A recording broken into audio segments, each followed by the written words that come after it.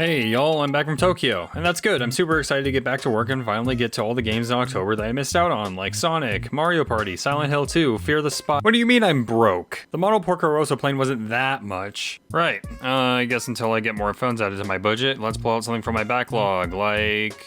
Ooh, Amnesia. You've never played Amnesia? Well, no, I got it on sale earlier this year, but I wanted to save it for either a stream or a spooky night, so I sat down on Halloween night and jumped into it. I should say first and foremost that I highly recommend jumping into this game as blind as possible, as many of my positive and negative points are probably going to numb you to the experience. Also, there aren't any jump scares in this video, as there should be. You may get from just that little bit that I really enjoyed what I played of Amnesia: The Dark Descent. I stayed away from in-depth analysis of this game, and by doing that, I can say that this is the first game in a while where I felt genuine fear of my surroundings. It does you by dropping you in an unfamiliar environment, making it clear you are not alone, and wishes you good luck. The game even tells you before you start to just try and immerse yourself, and I really tried not to out of spite, and amazingly, I was still tight stomached for a good portion of my playtime, like that one tough jock stereotype in all those horror movies. I don't fear anything. What's that noise? Did that door just open on its own? Probably just the wind. I'm gonna move in the opposite direction for completely unrelated reasons. And that's how Amnesia works for the most part. It falls into a near-forgotten style of horror known for its subtlety. There are noises and movements all around you, most of which are unscripted. In the opening hours, I was actually scared to move forward in straight hallways because I just didn't know what was waiting for me on the other end. A door opening on its own was all too inviting, and I had no methods of defense other than slamming doors behind me, which was hilarious in retrospect. I was always worried something was following me, so I instinctively closed doors whenever I entered new rooms to ensure nothing did. But at one point in the game, it hit me. The one problem with all psychological horror games. It's all in my head. After I heard the third crying baby from the room in front of me, it kinda dulled my own senses and was pretty convinced that there was little danger to be had. It's all a prank. There's not actually something following me, it's all just hysteria. There's no such thing as ghosts.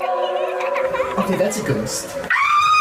Holy Hannah, finding an enemy wandering around for the first time was a moment I wish I could recreate. Suddenly, the idea that I was actually in danger hit me like a truck. It was exhilarating. And I didn't even know where I was running from. I really can't emphasize enough how much this game made me feel, and it saddens me that modern gaming just doesn't have these kind of moments anymore. Another game-defining moment that really hit me for some reason had to do with your sanity meter. It's pretty simple. It gets lower when you're in the dark and you start seeing and hearing things. But I particularly love the vanilla text telling you how you're doing exactly. One time I found myself on the floor with blurry vision and my sanity meter just read ...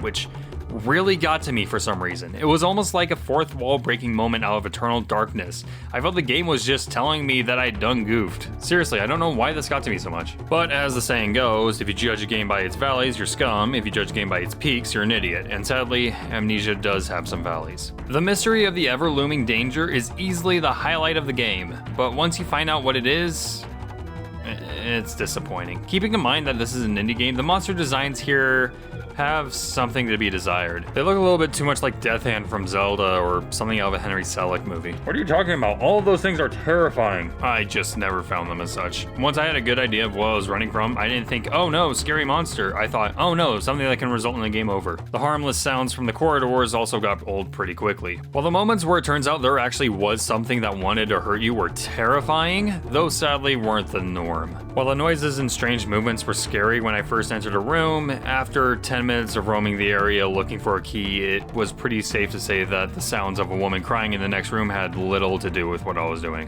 Which is a shame, because those moments could have been used to their advantage. As I said before, I was the most scared when I had my illusion of safety shattered before my eyes, causing me to open doors incredibly slowly and lean around hallways to try and recreate my impenetrable mental fortress. But unfortunately, those moments really were not the norm. Also, while a majority of the environments sell the haunted castle vibe pretty well, others were just too well lit. This may have been a bug on my end, as the footage you're seeing wasn't remotely as bright as what was on my monitor.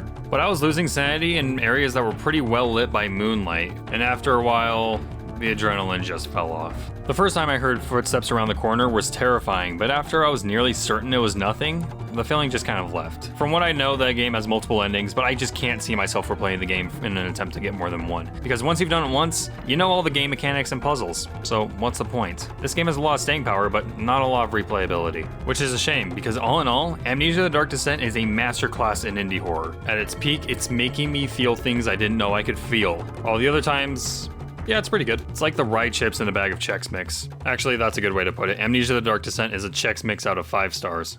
Man, I really want Chex Mix now. I'm gonna go get some. I'm not scared of that. On a completely unrelated note, I'm gonna go sit in the corner with a loaded gun.